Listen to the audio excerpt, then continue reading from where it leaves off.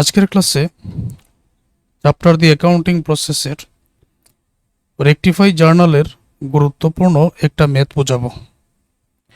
তাহলে ধৈর্য ধরে প্রথম থেকে শেষ পর্যন্ত ক্লাসটা দেখো। আর বিশেষ করে আগের যে 13টা ক্লাস এবং সম্পূর্ণ বইয়ের বেসিকের জন্য আরও 2টা ক্লাস, তো সবগুলো ক্লাস একেবারে প্রথম থেকে শেষ পর্যন্ত দেখবেন, 1 সেকেন্ডও টানা যাবে না। তাহলে আমি মূল আলোচনায় যাচ্ছি।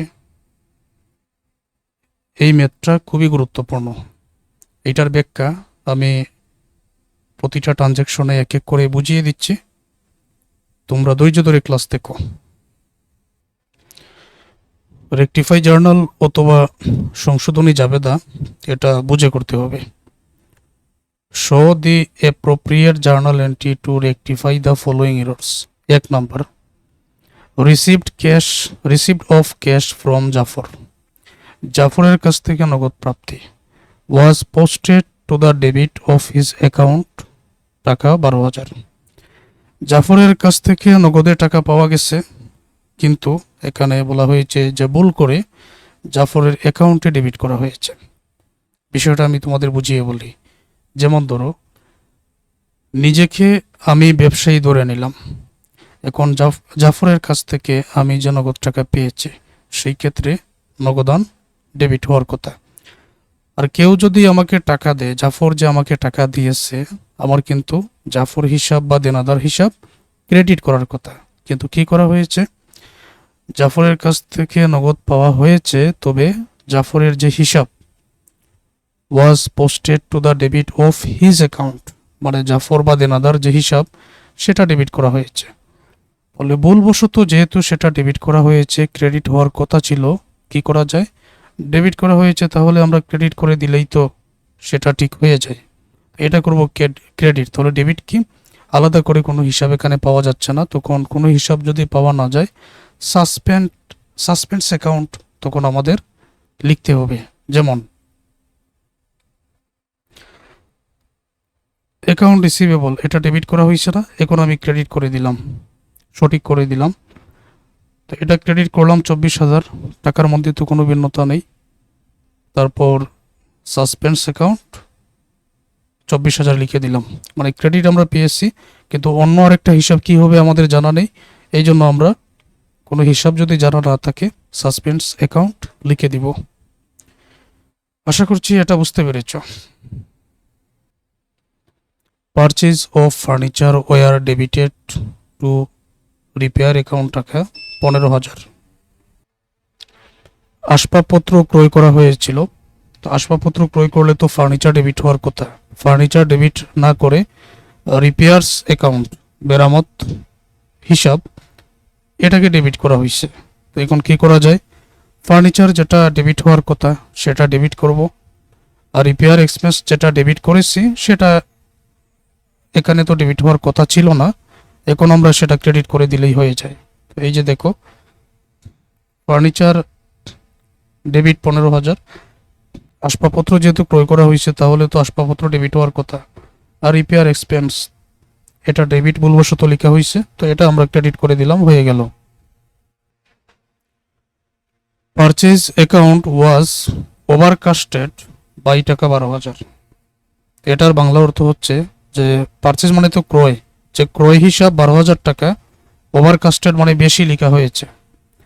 ক্রয় হিসাব বা কেনাকাটা ক্রয় 12,000 টাকা বেশি লেখা হয়েছে।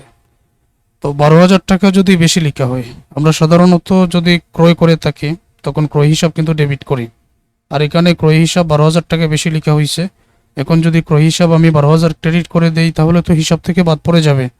তাহলে অন্য হিসাব কি হবে, আলাদা করে এখানে পাওয়া যাচ্ছে না, তাহলে আমরা সাসপেন্স অ্যাকাউন্টটা লিখতে পারি। ক্রয় তো যদি বেশি 12,000 হয়, এখন আমরা সেই 12,000 তো বাদ দিব, কারণ বেশি লেখা হয়েছে। সাধারণত ক্রয়টা ডেবিট হয়, তাহলে আমরা করে দিলাম এখন ক্রেডিট। তো পারচেজ বা ক্রয় যদি ক্রেডিট হয়, ডেবিট কোনো হিসাব পাওয়া যায় নাই, তাই সাসপেন্স, এটা আমাদের লিখে দিতে হবে। স্যালারি পেইড টু বাদল, টাকা 20,000 was wrongly debited his personal account. যে বাদলকে বেতন পরিশোধ করা হয়েছে 20,000 টাকা, ভুল করে বাদলের ব্যক্তিগত অ্যাকাউন্টে হিসাবটা লেখা হয়েছে। বাদলকে বেতন পরিশোধ করা হয়েছে 20,000 টাকা। এখন বাদলকে যদি বেতন পরিশোধ করা হয় 20,000, আবার এটা না লিখে ভুল করে তার ব্যক্তিগত অ্যাকাউন্টে লেখা হয়েছে, এবার আমরা একটা কাজ করতে পারি যে বাদলকে যে 20,000 টাকা বেতন দেওয়ার কথা, সেটা স্যালারি এক্সপেন্স নিশ্চয়ই ডেবিট হওয়ার কথা, কিন্তু ভুল করে লেখা হয় নাই। তাহলে স্যালারি এক্সপেন্স এটা আমি ডেবিট লিখে দিব। কারো নামে যখন পার্সোনাল হিসাব বা ব্যক্তিগত কোনো নাম ডেবিট করা হয়, তখন ধরে নেওয়া হয় যে এটা দেনাদার সৃষ্টি হয়েছে। মানে কারো নাম যদি খাতার মধ্যে লেখা থাকে, তখন ধরে নেওয়া হয় কি সে হলো দেনাদার। যেমন ধরো কারো কাছে যদি বিক্রি করি, তো বিক্রি করলে আমরা দেনাদারের নামটা কিন্তু লিখে রাখি। মনে করো একজনের কাছে আমি বিক্রি করলাম, রহিমের কাছে 10,000 টাকার পণ্য বিক্রয়, তাহলে আমরা কি করি, এখানে দেনাদার ডেবিট বা রহিম ডেবিট, সেলস ক্রেডিট এরকম করি না। হিসাবটা যেহেতু ডেবিট করা হয়েছে, আবার পার্সোনাল অ্যাকাউন্ট, তখন বোঝা যাচ্ছে যে এখানে দেনাদারের সৃষ্টি হয়েছে। তো দেনাদার তার মানে ডেবিট করা হয়েছে, মানে দেনাদারই ডেবিট করা হয়েছে। এখন কি করতে হবে, দেনাদার ক্রেডিট করতে হবে। তবে স্যালারি যেটা পরিশোধ করার কথা, স্যালারি এক্সপেন্সটা ডেবিট, আর দেনাদার ডেবিট করা হয়েছে, যেহেতু ডেবিটেড আছে এখানে, এখন এটা ভুল করা হয়েছে, আমরা ক্রেডিট করে দিব। প্রথমত স্যালারি এক্সপেন্স যেটা সঠিক ডেবিট হওয়ার কথা, আর অ্যাকাউন্ট রিসিভেবল ডেবিট করা হয়েছে, ব্যক্তিগত নাম, এখন আমি করে দিব ক্রেডিট। বাদল বা দেনাদার অ্যাকাউন্ট রিসিভেবল ক্রেডিট করে দিলে এটা হিসাব থেকে বাদ হয়ে যায়। তারপর এই জায়গায় আছে receipt of cash from Rahat was posted to the account of Rabi, টাকা 5,000। রিসিপ্ট অফ ক্যাশ মানে হচ্ছে নগদ প্রাপ্তি, ফ্রম রাহাত, রাহাতের কাছ থেকে, আর সেটা ভুল করে রবির হিসাবের মধ্যে লিখে দেওয়া হয়েছে। আচ্ছা, এখন কথা হলো, আমি যদি রাহাতের কাছ থেকে নগদ পেয়ে যাই 5,000 টাকা, সেক্ষেত্রে আমি ক্যাশ ডেবিট করব, আর রাহাতের যে হিসাবটা আছে সেটা কি করব, রাহাতের হিসাবটা আমি ক্রেডিট করব, মানে দেনাদার টাকা দিয়েছে, অ্যাকাউন্টস রিসিভেবলটা আমি ক্রেডিট করব রাহাতের নামে। কিন্তু এই জায়গায় রবির নামে কিন্তু অ্যাকাউন্ট রিসিভেবলটা ক্রেডিট করা হয়েছে। তো কি করা যায়, সঠিক কি হওয়ার কথা, সঠিক হচ্ছে যে রাহাতের কাছ থেকে নগদ প্রাপ্তি, ক্যাশ তো অবশ্যই ডেবিট লেখা হয়েছে, এটা বাতিল, ক্যাশেরটা চিন্তা করতে হচ্ছে না। কিন্তু সঠিক হওয়ার কথা রাহাতের হিসাবটা ক্রেডিট, দেনাদার রাহাতের হিসাব ক্রেডিট, সেটা না করে রবির হিসাবটা ক্রেডিট করা হয়েছে, রাহাতের জায়গায় রবির নাম। তো এখন রবির হিসাব ক্রেডিট করা হয়েছে, আমি রবির হিসাবটা ডেবিট করে দিব দেনাদার, তাহলে বাদ হয়ে যাবে। আর নতুন করে যেটা রাহাতের ক্রেডিট হওয়ার কথা, ওইটা আমি ক্রেডিটই রেখে দিব। কিরকম, যেমন ধরো আমি কিন্তু রাহাতের কাছ থেকে টাকা পেয়েছি, তো এটা যাবে দে এরকম cash debit, account receivable credit, কিন্তু এটা রাহাতের নাম হওয়ার কথা ছিল, এটা সঠিক, তো সঠিকটা ক্রেডিটে রেখে দিলাম। আগে যেটা লেখা হয়েছে রবির নামে ওই রাহাতের জায়গায় লেখা হয়েছে, ক্রেডিট করা হয়েছিল। এখন যদি আমি অ্যাকাউন্ট রিসিভেবল রবির নামে ডেবিট করে দেই, তাহলে আগের হিসাব থেকে নিশ্চয়ই এটা একসময় বাদ হয়ে যাবে। তো এটা বাদ হবে কখন, যখন খতিয়ান করা হবে। খতিয়ান করলে তখন ডেবিট ক্রেডিট প্লাস মাইনাস হয়ে হিসাবটা কিন্তু বাদ হয়ে যাবে। এই হলো মূল বিষয়। আচ্ছা, তারপরে কি আছে, টাকা 5,000 receive from Kazi was wrongly credited to his account as টাকা 50,000। যে কাজীর কাছ থেকে 5,000 টাকা পাওয়া গেছে, ভুল করে সেটা 50,000 টাকা লেখা হয়েছে। এখন কাজীর কাছ থেকে যে 5,000 টাকা পাওয়া গেছে, সেই ক্ষেত্রে আমরা জাবেদা দাখিলা কিরকম লিখে থাকি, cash debit, account receivable credit. তো এই 5,000-এর জায়গায় লেখা হয়েছে 50,000, কাজীর কাছ থেকে 5,000 টাকা প্রাপ্তি, আর wrongly credited to his account as টাকা 50,000। এখন কাজের কাছ থেকে যদি আমি 5,000 টাকা পেয়ে থাকি, অবশ্যই দেনাদার দিয়েছে, দেনাদার কাজে ক্যাশ ডেবিট, তারপর অ্যাকাউন্ট রিসিভেবল ক্রেডিট। তো ক্রেডিট হওয়ার কথা ঠিক আছে, কিন্তু 5,000 না লিখে লেখা হয়েছে 50,000। কত টাকা বেশি? 45,000 টাকা বেশি। এখন হিসাব থেকে 45,000 বাদ দিতে হবে, তাই তো? আচ্ছা, অ্যাকাউন্ট রিসিভেবল ক্রেডিট করা হয়েছে না টোটাল 50,000, হওয়ার কথা 5,000, তাহলে হয়েছে এখানে 50,000। এখন বাকি যে 45,000 ক্রেডিট করা হয়েছে অ্যাকাউন্ট রিসিভেবল, আমি করে দিব ডেবিট। তো ডেবিট করে দিলে এখানে ক্রেডিটার কি হবে, আলাদা করে কোনো হিসাব পাওয়া যাচ্ছে না, তাই সাসপেন্ড আমরা লিখে দিব। যেমন ধরো, দেনাদারের কাছ থেকে টাকা পেলেই তো আমরা ক্যাশ ডেবিট করি, অ্যাকাউন্ট রিসিভেবল ক্রেডিট করি, ক্রেডিট তো হওয়ার কথা।